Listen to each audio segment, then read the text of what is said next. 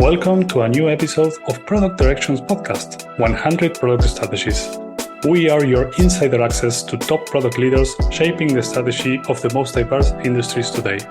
I'm your host, Nacho Basino, and I'll be digging into the real-life situations, problems, and frameworks used for strategy with product people all around the world in all kinds of products and markets. While there is no recipe for success, listening to others' experiences may give you the edge you need to solve your next strategic challenge.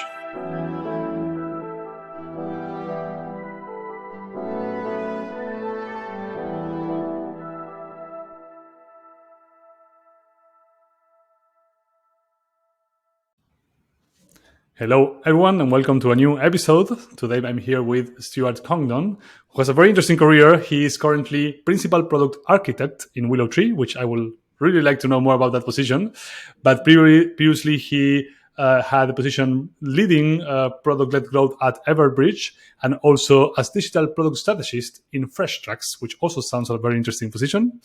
And last but not least, he also spent 10 years at Pay by Phone, that we already heard about in this show, as Director and Principal of Product Management. So Stu, welcome to the show. Thank you very much. Good to be here.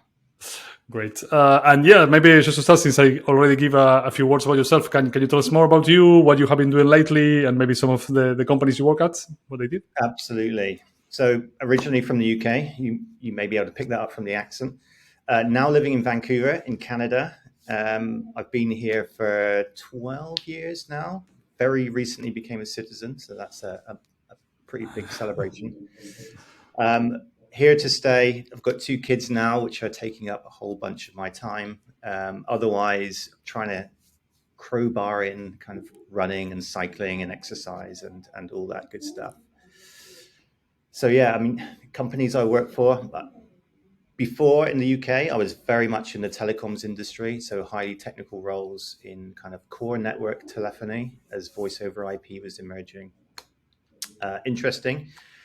Got to the point where it was time for a new challenge, and that's kind of where things pivoted towards product management, and then later towards the product strategy stuff. So I joined a startup in the UK called Pay by Phone. People may have heard of it, but it's kind of in Europe and it's in North America. So that enabled me to move to Vancouver. Spent a good while with Pay by Phone, looking at the consumer products, the business products. Ultimately, it's a B2B2C kind of service. Spent a good while there. That's kind of where the product management really kicked in. A lot of good strategy work with Jason. And then following that, like as you say, 10 years, it seems to be 10 years in this industry, 10 years here, and it's challenge time. Nice. So I jumped into an opportunity in the travel industry just as COVID hit, which was slightly unfortunate timing. And then moved from there to kind of a DevOps incident management and alerting company called X Matters. And then the opportunity presented itself to join WillowTree, which was a digital product agency, primarily based in the UK, but recently opened an office in Vancouver. So it's kind of a new chapter here with, it kind of took me back to what I was passionate about in terms of the app world. So Pay by Phone, I was involved in building the apps, and now it's kind of apps for big companies and millions of people once again. So kind of stoked the passion once more. So here I am. Interesting. So I'm curious to learn a bit more about this digital product strategist position. So this was not in the travel company, I'm assuming. So what type of work did you have to do in that position? So the digital product strategist at Freshtracks, that was an interesting position actually, because the product was actually the trips that people would go on.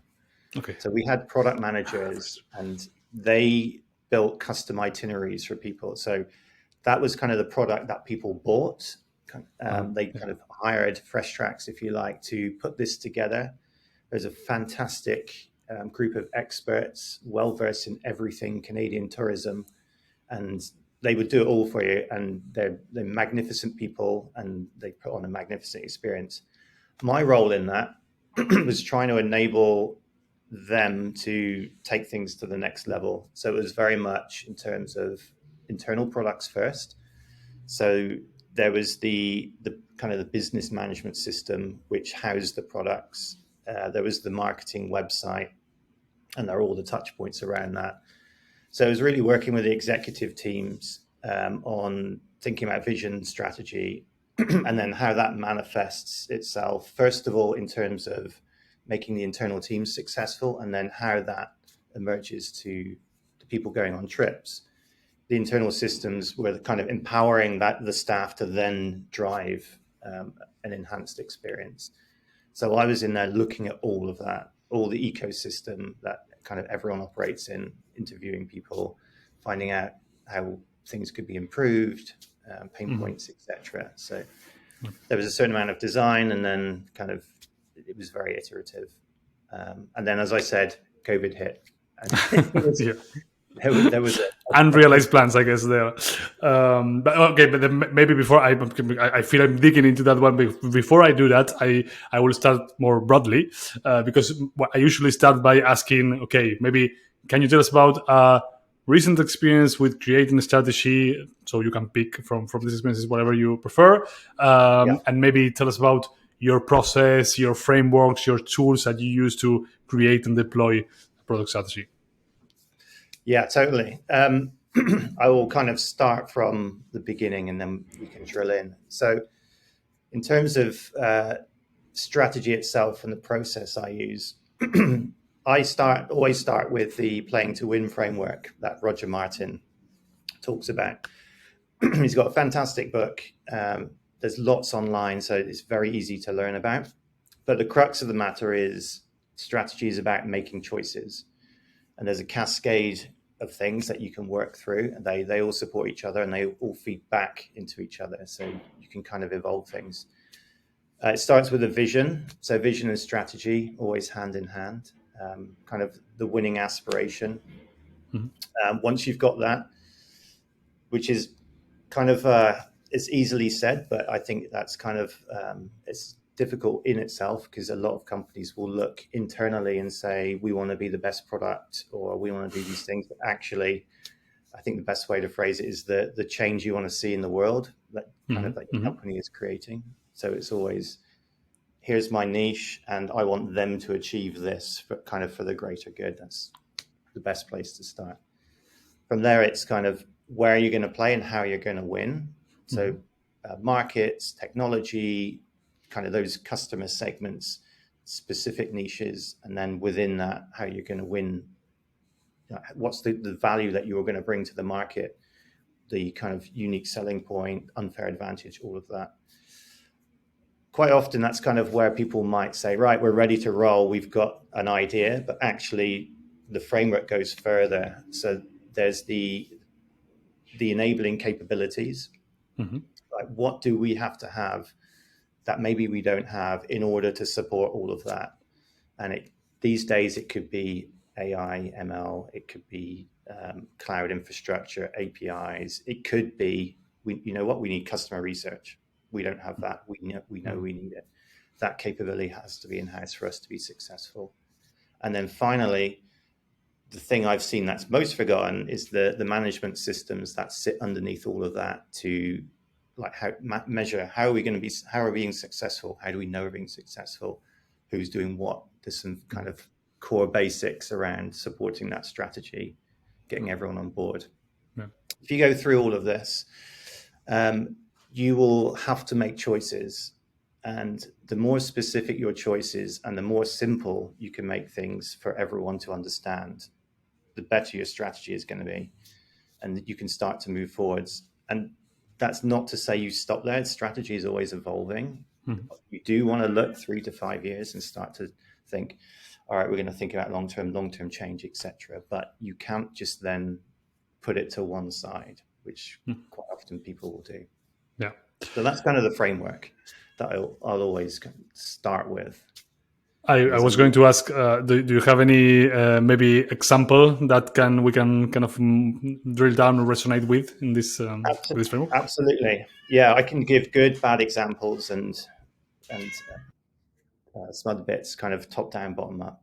So one good example that was successful was the pay by phone example, which I think Jason drilled into. So there's a lot more context in the other By the way, that's episode 14. If for everyone listening, that's where we cover it. But yeah, I mean, we can maybe touch your specific parts of that.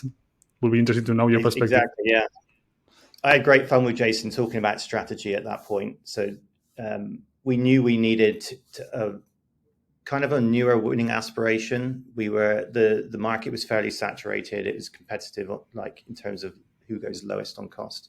We knew we needed something else.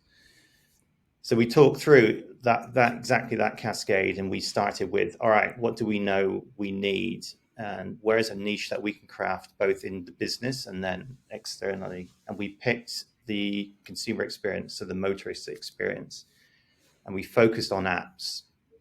We focus on specific use cases within that. So we want to make, like, first of all, people with cars that are driving downtown or into towns for work, so that regularly, we want to give them peace of mind. We want to give them ultimate convenience and never have to worry about paying for parking.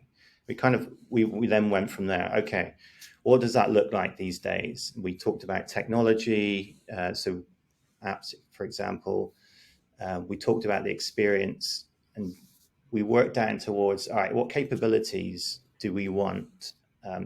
Having mapped out the customer journey, pain points, opportunities, etc. What do we need to really make this sing and deliver an experience that no one else is delivering? And we talked about APIs. So at that point, the app was a web wrapped product.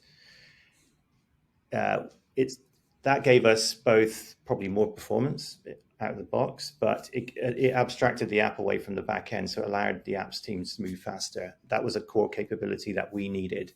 We needed to move fast, adapt to the market, like do 2 weekly releases if we needed to, and not be dependent on the back end so much. The other one was customer research. Maybe just to clarify that, so this is kind of in terms of capabilities, move fast is the capability, and APS was kind of the solution, or so the API piece was the capability that we knew we needed. How we were going to win was, we know we needed to be faster in delivering enhanced experiences, better features, fixes for the experience to the market, because we had very specific pain points that were coming into the call centers. So abstracting kind of the apps from the back end and not having a server-side website delivering that really allowed that to kick in and move forwards. Perfect. One of the other aspects was we need control over that entire customer journey. So there was an org change that was proposed as a part of this, where a team came together that included customer support, development, test, product management, marketing, like as a package. And it started all in one room, which was magnificent. So that kind of then went into the management systems. All right, we need to understand who's doing what when this happens. And like, it all became its own small ecosystem within Pay by Phone. Okay, perfect. If I go, what I miss one step. So, for example, you are saying, hey, this is our vision, and you jump to the capabilities, but in the middle, kind of the how to win and where to play. What were those decisions, or maybe some trade-offs you need to have in that discussion? Mm-hmm. So when you think about anyone who can pay for parking is tantamount to anyone with a vehicle at this point. So, and it could be a motorbike, it could be a car, it could be an electric car, which brings up some other complications. It could be small vans, it could be big trucks. It's like, as you start to think about it, it gets wider and wider. It could even be taxis and Uber who need kind of a real quick stop-start mechanism. So we went specific. We chose kind of the motorist, the car, first of all, the people that would be regularly parking, which opened up other things, because the opposite of that is, I'm new to a city, I'm coming in for the first time, I don't know the rules, I don't know where parking is, I want to pay, and trying to bring all of that together. It's upfront within the experience that at that time there was registration, you needed to add a credit card. There was kind of understanding the rules, etc. So it added barriers. Those were the ones we wanted to address first to make the experience frictionless as possible for people who are regularly parking. So understood roughly where they were and what the rules were. And then we would look to open it up. As we removed the registration barrier, we started to use like Apple Pay, for example, so you didn't need to use credit cards. Okay. And by the way, sorry, I was going to ask, I mean, it seems to be like, I mean, let me see if I can ask this question without biasing your answer. But what I'm feeling is that you're giving me the solution you reach, but I'm trying to understand how you came up with that solution. So, kind of, what sort of market analysis you did, or user pain point studies that you mentioned at some point. So, how you come up with this kind of group of selections, saying, "Hey, we are going to play it here," but I'm assuming that there was some insights around that you needed to go through. Yes, absolutely. The core of it is where was the frustration? So where are people having big problems? And that's a big playing field already. We had a lot of information. So discovery obviously is a big part of this. We dig into who's using pay by phone at the moment, because it was an existing service, existing product. We weren't starting from zero. Where are the biggest gains that can be made? We were talking to the clients as well. We were interviewing people, understanding how they were parking, what was important to them. And from there, we knew we needed to start to pick a group to go after, because kind of we had the playing field, if you like, mapped out. So the core of it were the people that were parking regularly. So it's like 80% of people are doing these things. They're in this situation. They have these frustrations. That then became, all right, we're going to choose that group. That's kind of the where. And geographically, because we had a lot of customers already in Europe and North America, we understood those markets. We're going to stay in those markets. We're not going to look to branch out. So again, there was another choice.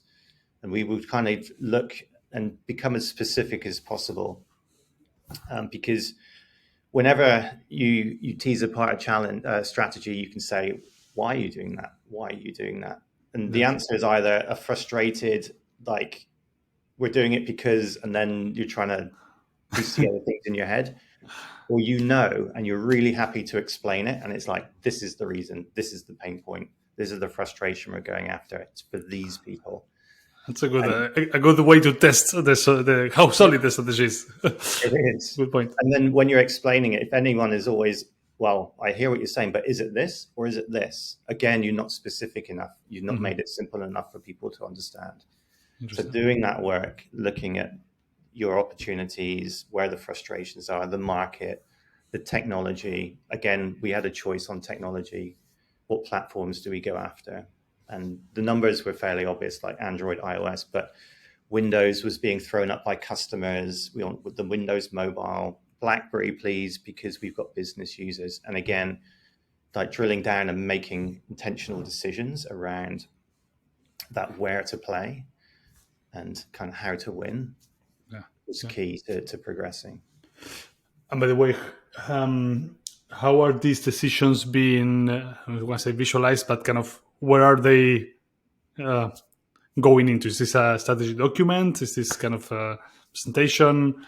How are you summarizing these insights plus decisions or selections that you're making? Yeah, we had a variety of tools in terms of discovery. So the customer call centers had certain tools, Google Analytics, etc. So that information was there. But the strategy work itself, it started on pen and paper, but we used, at that time, it's called real-time board. So it's now Miro to give the visualization, to build kind of the cascades, to be able to link documents and have that as kind of the heart of the decisions that we were making at the time. And then from there, you can, if people want presentations, we can present from there. And sounds like you were an early adopter. Yes, yes, absolutely. Awesome, awesome. So we got until the capabilities, but I'm interested to learn kind of the last mile, so the management system. So what set of goals were you setting, or how do you want kind of that extra mile to implement this strategy? Yeah, so a big part of that was the customer journey work, and we created a service blueprint which separates what they call front stage and backstage processes. Mm-hmm. The backstage was the key to understanding the management systems that we needed to put in place. So when you think about the customer journey, where someone turns up a parking lot for pay by phone, for example, the first touch point there is often the sign. So you're looking at the sign. So that one thing, putting a management system around that, who's producing the signs, who's choosing the location numbers, who's doing the branding, how often do we go back to that? You know, are people getting confused? There's, you can imagine the management that goes around that one piece. Yeah. Then we're looking at app adoption. So there are systems around awareness, for example, beyond that. Mm-hmm. The software ones people are probably more familiar with. So we've got kind of distribution, so App Store, who's doing the App Store, who's doing the copy for that, who's looking after the UI, and all of that process. There's kind of the tooling around that is using Jira to manage the development side. Then there's the customer call centers who are managing those, what are the management systems there. And then how do we link everything up as well? Because as we release new software, what needs to happen? And quite often you'll find that an app launch goes out and then something happens and a call comes in and it's like, I didn't realize this feature was out in the market. Now I'm surprised on the phone and I'm trying to support a customer who's explaining it back to me and I'm learning for the first time. Yeah. So across the team, we were putting systems in place for, all right, this is the feature we're thinking about. Let's get input from like in a cross-functional team. And that's where that greater team came into play. So we have marketing, customer support, product, execs, clients, all involved in that. Let's produce the artifacts that people need in a proactive manner, distribute those. And the manager of the customer care team internally to pay by phone was like, we need to get phones to the call centers so that they can get the latest build on ahead of people. But then they had a cadence to go through to test the app themselves, to understand what was in the app, to then be able to better support people who ultimately did have problems or didn't quite understand what they were doing. So that's kind of the framework for the management systems. And then the KPIs in terms of activation, retention,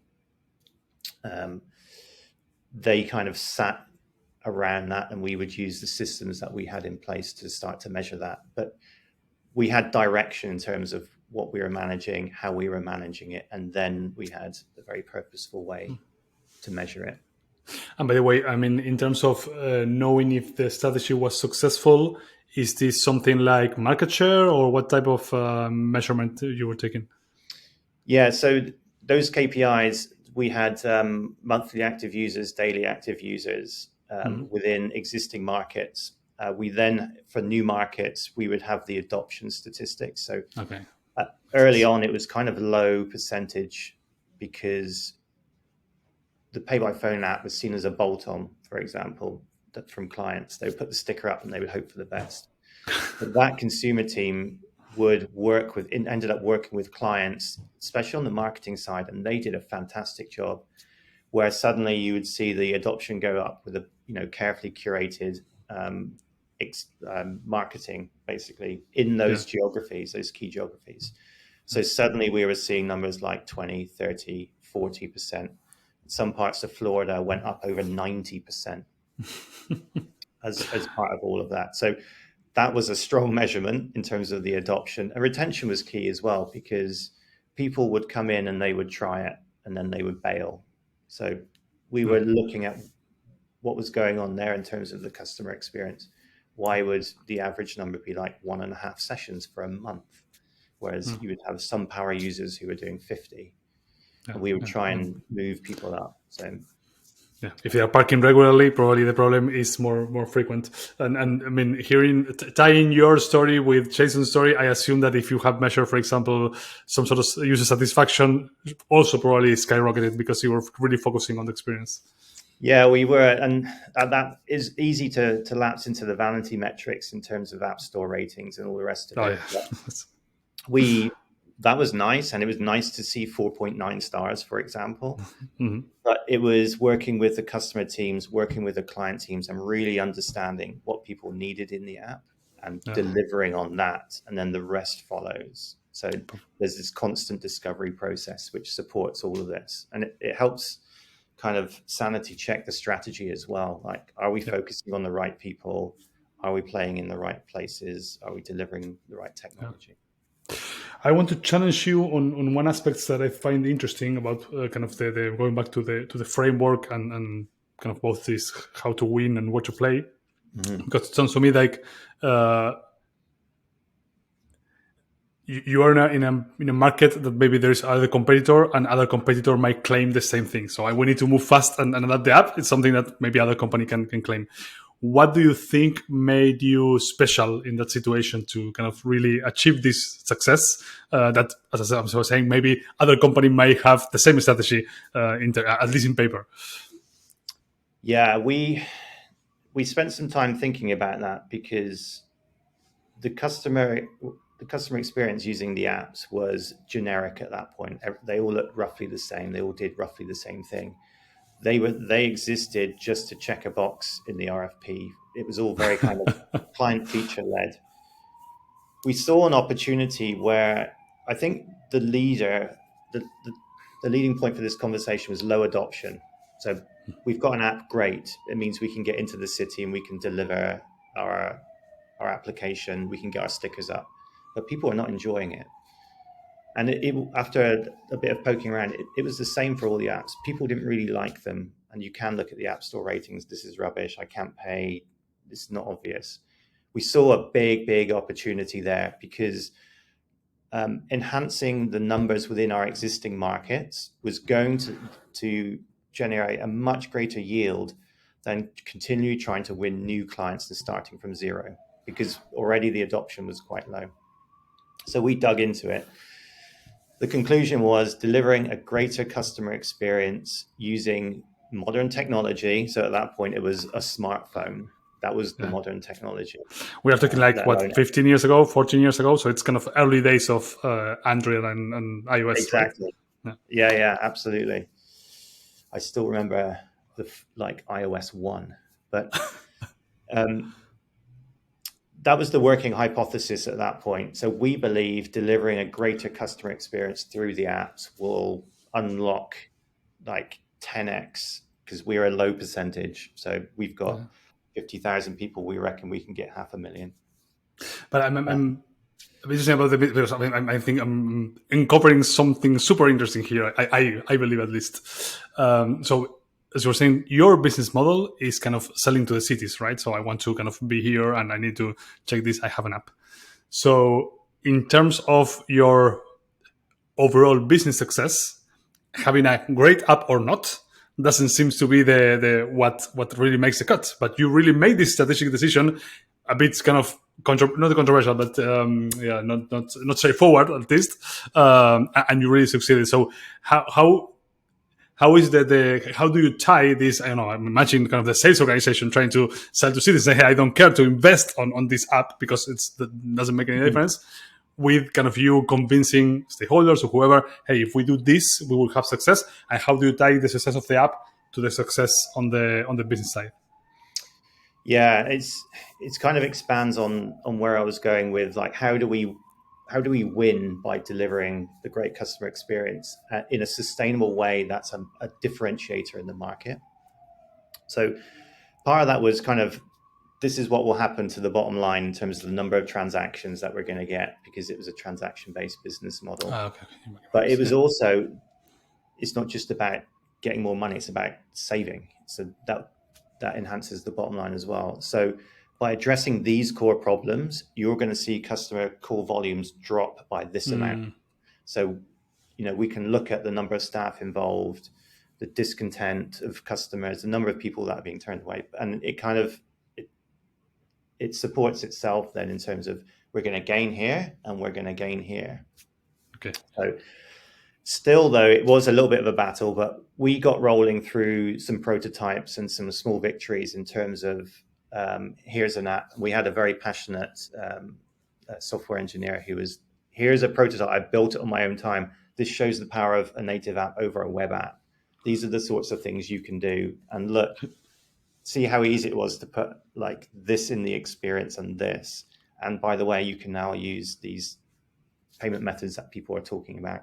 And at that point, it was like PayPal, for example. So the power of an motivated and empowered engineer is always awesome. Oh my goodness, yes. Well played, that man. So yeah, and then I think Jason was the game changer as he talked to the executive team and presented that case and presented, it was like all positives. Like, we can bring this team together. These people already exist. We just need to mobilize them in this way, and we will look over the entire customer journey. So the USP point was, we will go, it's not just surface level, we will go deep. We will look at the management systems that sit around this. We will make sure that the metrics are in place. It's not just delivering a pretty UI. And kind of, we mobilized like the entire company more or less, like from all the infrastructure. And we talked about APIs, that was a big part of it, through the customer experience, and then supporting that. It was a huge team effort. It wasn't just the app piece. And I think that is what helped differentiate us for, I think it was 3 to 5 years, while everyone else caught up. And eventually they did, and everyone's got a nice app now. And it's like, what's the next thing? Yeah, interesting. And now that you put it that way, I'm interested to maybe contrast this experience with something kind of maybe from other experiences. I'm thinking about WillowTree, if you're willing to explore that one, because I'm curious to learn in this world, and you are more like it's kind of delivering apps for other companies. What role does strategy play from your perspective? So it's the company bringing a strategy, or are you helping develop it, or how does it work? Mm-hmm. So strategy itself, for me, is the heart of delivering great products, and it allows you to make choices, or you have to make choices to get to strategy. And kind of that's the key point for me. So when you're building software for others and you come in and there's already a system in place and there's already a company in place, from the WillowTree point of view, you need to be able to make smart decisions for your work as you're building something else for someone else. So it's the decision-making aspect. How can I make a decision? How can I prioritize? How can I manage scope? Because what I don't want to do is always go to the CEO and it's like, is this right? Is this right? So what I'll always do as part of the work at WillowTree is come in and see where I'm being put into the process. And it could be anywhere. It could be, we've got an app, we're looking to deliver these pieces, we need your help to build this specific thing. Or it could be, one of the projects I was on was, we know we need this product, we've done this research, we need you to help build the whole thing from nothing. So suddenly it's like, here's the list of requirements more or less that we want. The absolute key there, and where strategy comes in, is allowing me to understand the direction, understand how to make decisions, how to prioritize scope. So I'll always join the dots from what's there right now. I'll go all the way back up to the vision. So why does this project exist? Why did you bring WillowTree in? And go up as high as I can. That's to the point where it's meaningful to understand, all right, this is your aspiration for this project. This is why the product exists or will exist. And then you can come back down again to say, all right, let's look at the customer segments you're going after. And by opening up that conversation, you're doing your discovery work so the team are coming up to speed. You're giving the context for the project. You're giving as much information as you can to the whole team, development, test, whoever it designed, whoever it is, to make decisions, to be able to deliver the best experience possible. So that strategy aspect is both an enabler for decision making and also a bit of a tester for the client as well, because you can say, all right, I see what you're saying. Let's chat more about this. Yeah. And that project that I mentioned, which was a brand new product, was a really good conversation. Because they walked me through the discovery in terms of, we've looked at the market, we see competitors are doing these things, we see there's a niche here in combining these two things in this unique way. We've talked to our clients. This is roughly what they're saying they need from us. So that is the basis of the product to move forwards. And I'm like, this is great. This is Good such work. a good guide to helping me now make decisions. And Yeah. we built from there. And then it kind of, you build the software, and we would get into the iterative cycle of usability testing, making sure that we were on point and checking with industry experts and SMEs, and then ultimately the customers, and move forwards. Sometimes, though, it's very vague and very hard to understand. And I've not experienced this at WillowTree, but sometimes it's missing. What's your vision? Oh, we want to be the best at doing this. All right, let's walk through that. And as soon as you can link everything up to, here's a specific user story, and this is why we're building this, and this is why it's being prioritized here, it's starting to kick in. Yeah. So that's where I come in for WillowTree. I'll always try and go back up through the strategy to truly understand the client's strategy, help them verbalize it to me, and it's a bit of a sanity check for them. And sometimes it does result in course corrections in terms of prioritization and scope, which is always a healthy conversation to have. And then you can come back down. No, now we've really drilled into what's strategically important for us in this product and this project. All right, now we can prioritize our work. Now we can start to deliver with confidence. And you don't get that. Why are we doing this? Or is it this or this that you want? So whenever those questions come up, you need to dig in a bit more. Maybe you need to simplify the message to the team. But ultimately, you're giving them the context, you're informing them, and they can also make decisions, which is great. One question around that, because you mentioned it in a way. There are some clients that will lack this understanding, will have kind of very empty thoughts, or kind of just fill a requirement page without really knowing what they are trying to do with this.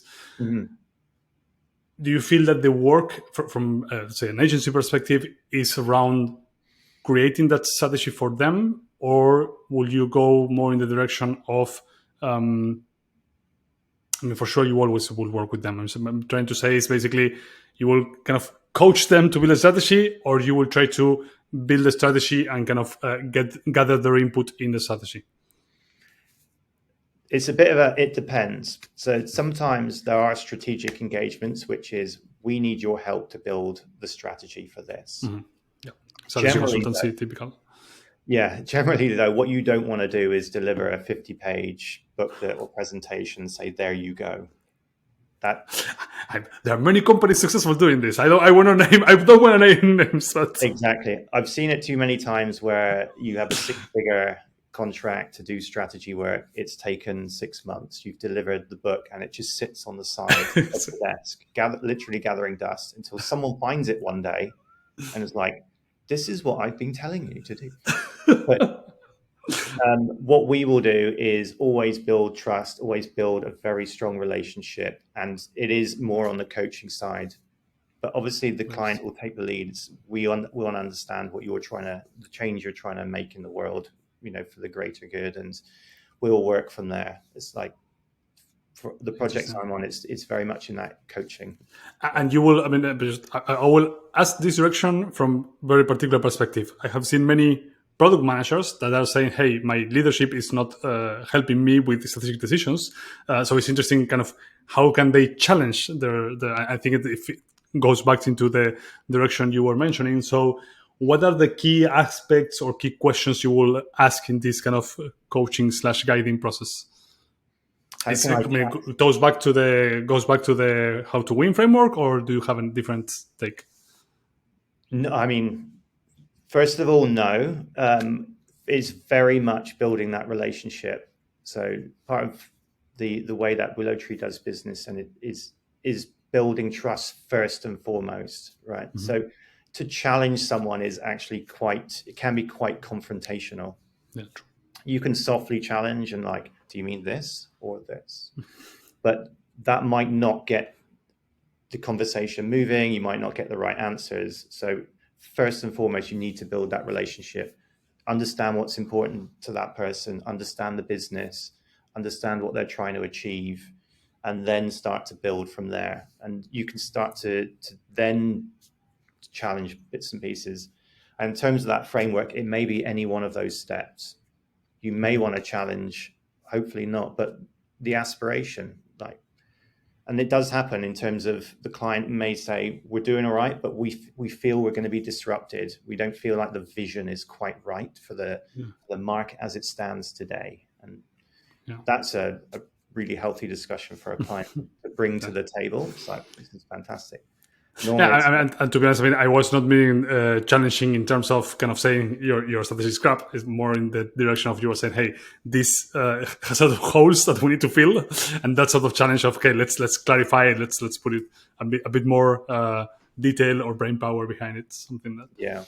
So those conversations then tend to be kind of where to play, how to win, for sure. Yeah.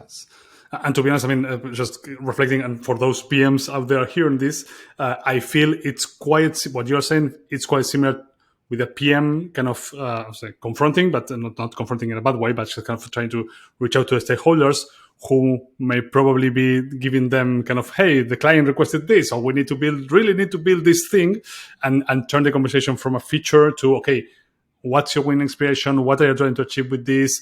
Where are you trying to win? How will we measure that? So kind of following these questions from the framework will help them move from a feature discussion to a more strategic discussion that can be probably more fruitful, as you were describing. That's it. And kind of one of the indicators there is this really a plan? Is it kind of very data driven in terms of they're like, we need to do this because of this?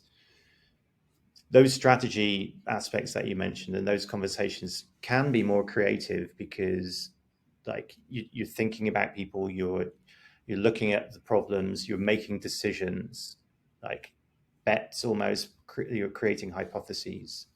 They can be data driven, but it's different to a plan. So if you feel like this is more of a plan, it's got like timelines and everything else, I don't understand what's above this.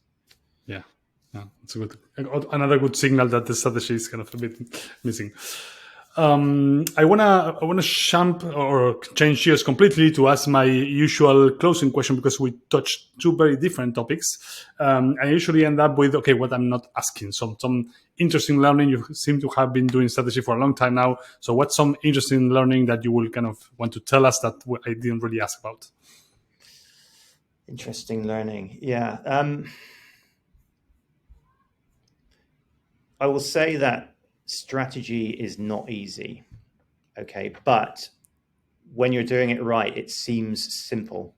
So one of the key learnings was there's some really good books out there, but it is doing. That's one of the key things, learning by doing, and evolving.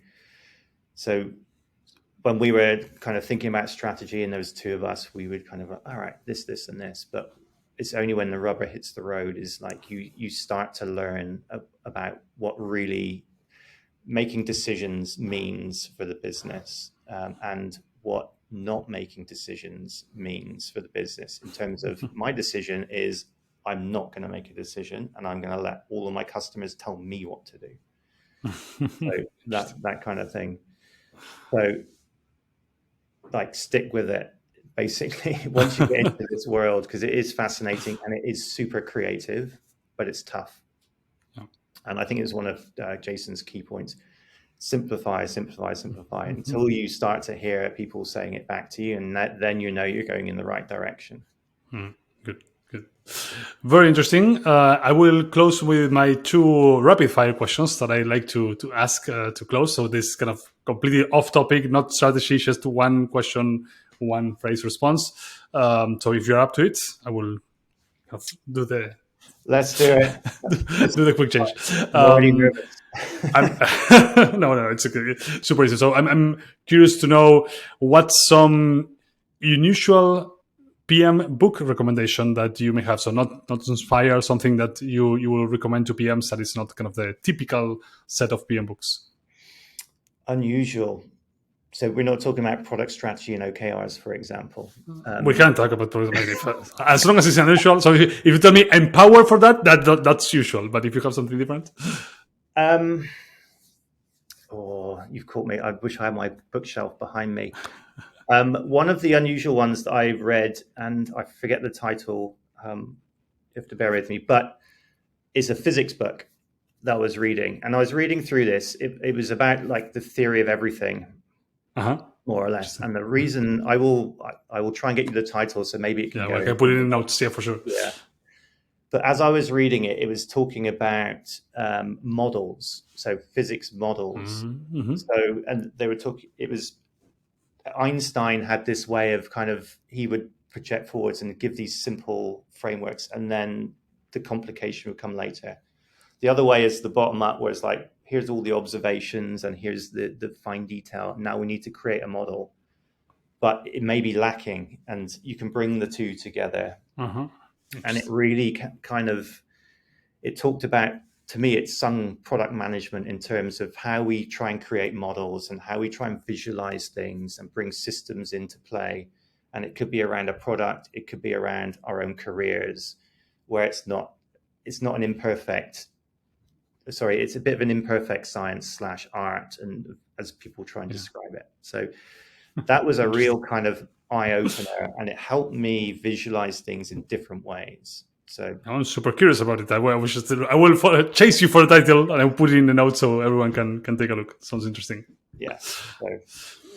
And the last one is, what is your favorite PM interview question? So what will you ask PMs when doing interviews? Oh, this is such a tough question. What is my favorite one? It's actually, it might be a bit of a cop-out. It's actually like, tell me more about you, to really get people talking about themselves. Because quite often when you tell me about a project, and it can veer off into a bit of a hypothetical quite often. Okay.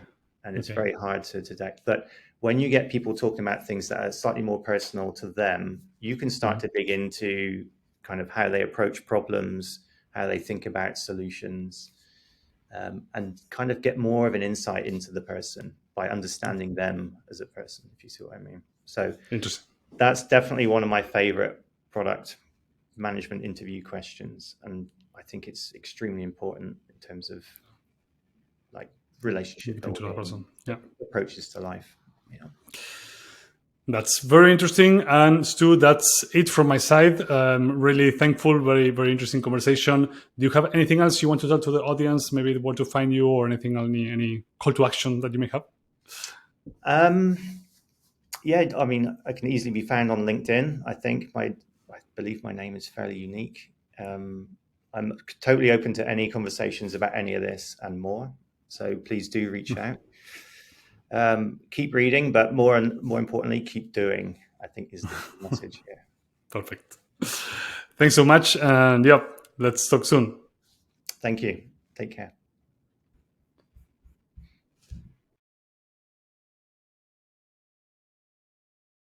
I hope you enjoyed this episode of 100 Product Strategies, the podcast by Product Direction.